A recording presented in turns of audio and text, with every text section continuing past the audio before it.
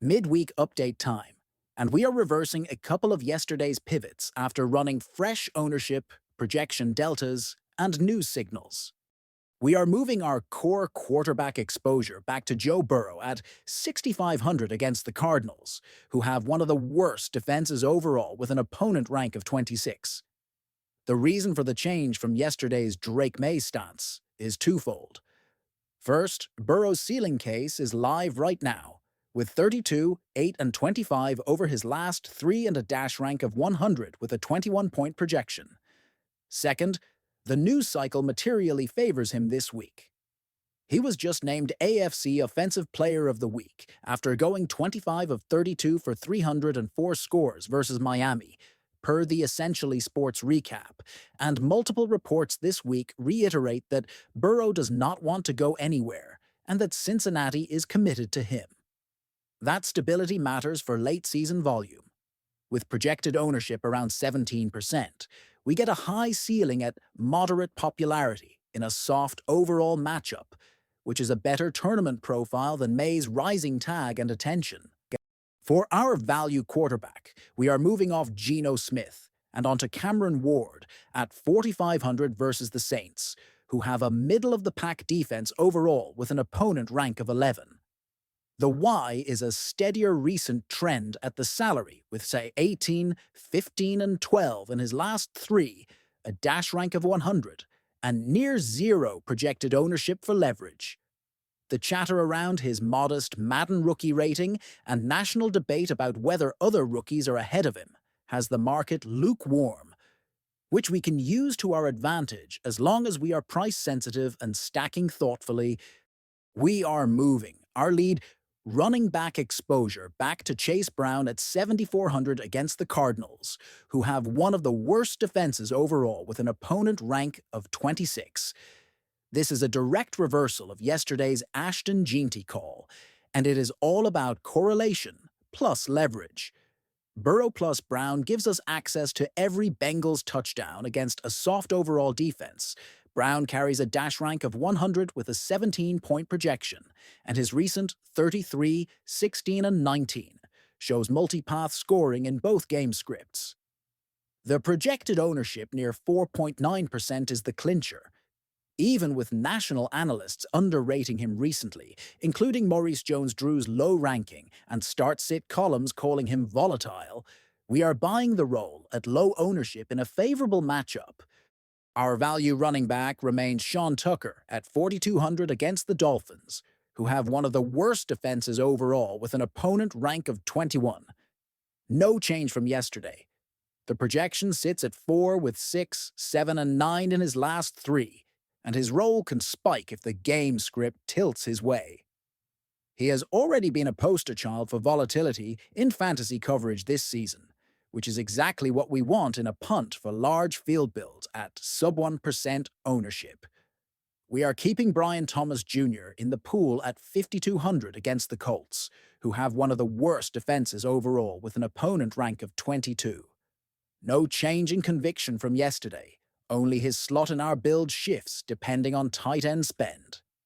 Dash rank 100, an 11-point projection, and a recent 4, 17, and 12 keeps him squarely in the mid-tier upside conversation, and projected ownership sits at essentially zero. The news continues to be supportive, with PFF ranking the Jaguars' revamped receiving core inside the top 16 heading into 2025, and multiple pieces labeling Thomas an emerging star, plus deadline buzz that teams were interested.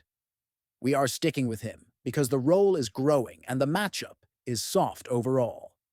We are swapping our value receiver from Jerry Jeudy to Cedric Tillman at 3,100 against the Steelers, who have one of the worst defenses overall with an opponent rank of 25. This is a salary and leverage move to open up cap for our Bengals core. Tillman's recent outputs are thin at 2, 0, and 3 with a 4-point projection, but the ownership around 1.33% is attractive for single-entry pivots, and Brown's coverage has trended optimistic about a 2025 rise and an expanded role under Kevin Stefanski. If the game tilts pass heavy, he is a cheap way to capture that Cleveland exposure alongside our tight end stance tight end, is our biggest change today. We are moving off Trey McBride and onto Harold Fannin Jr. at 5,000 against the Steelers, who have one of the worst defenses overall with an opponent rank of 25. The why is price-based leverage plus recent production. Fannin carries a dash rank of 100 with a 12-point projection and has posted 20, 12, and 28 over his last three. The news drumbeat is bullish, from the Mackey draft coverage to local reports saying, yeah, he is going to be a good one, which aligns with the way Cleveland has been scheming him.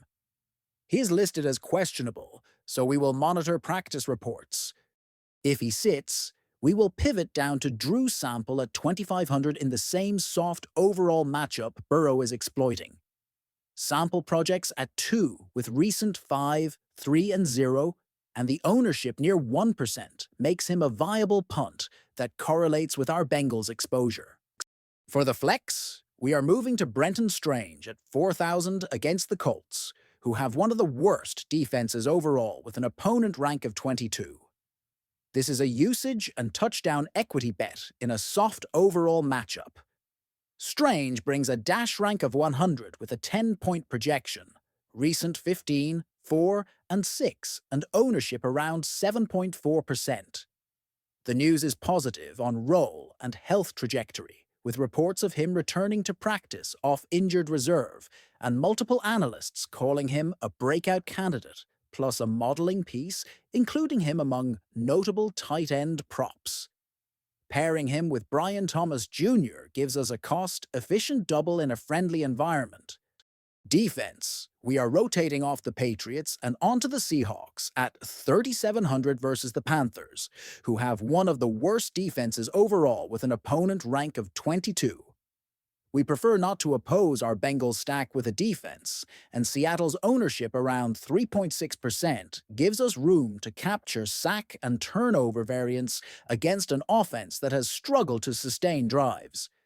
If you need salary relief, the value defense is the Panthers at 2,100 versus the Seahawks, who have a middle-of-the-pack defense overall with an opponent rank of 12. Recent defensive outputs of 5, 6, and 13, and projected ownership a little over 5% make them a live punt when you're trying to jam in Burrow stacks. Quick recap of what changed and why. We moved core quarterback exposure back to Joe Burrow because the matchup is soft overall. The ceiling is confirmed by the recent 304 tutties game, and the news cycle around his award and long-term commitment boosts confidence at manageable ownership.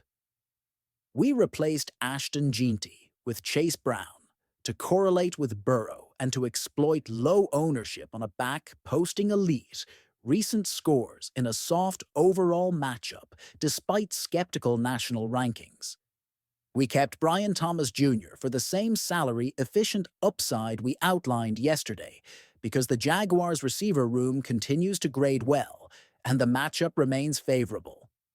We shifted our tight end spend from McBride to Harold Fannin Jr. for price-based leverage and recent production, with Drew Sample as our contingency if Fannin is ruled out.